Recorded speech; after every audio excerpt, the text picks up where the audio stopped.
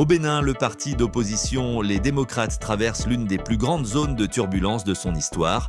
À quelques mois de l'élection présidentielle de 2026, un conflit interne menace tout le travail du parti et pourrait à lui seul compromettre sa participation à la course pour le pouvoir.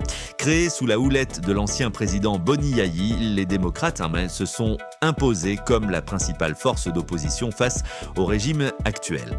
Avec à leur tête un bureau politique de 89 membres, le parti voulait aborder cette élection avec une seule ambition, reprendre le pouvoir. Mais aujourd'hui, cette ambition vacille. Tout a commencé avec un formulaire de parrainage, un simple document, mais dont dépend tout l'avenir du parti.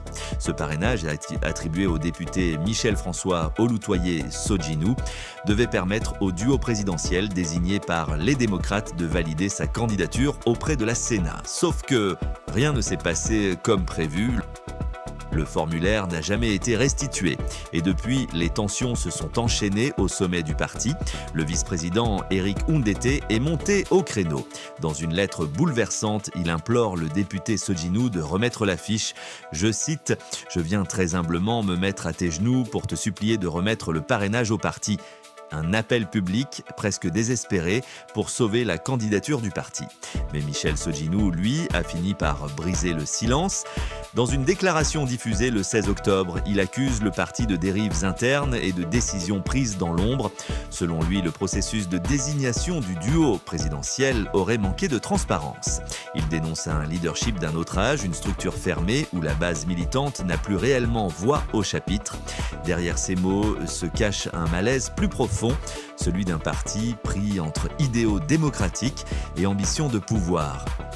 Un parti qui prône la démocratie mais qui peine à gérer ses propres contradictions internes.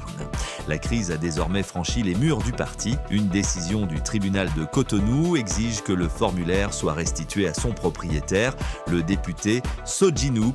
Mais le parti, de son côté, a décidé de saisir la Cour constitutionnelle pour contester cette décision.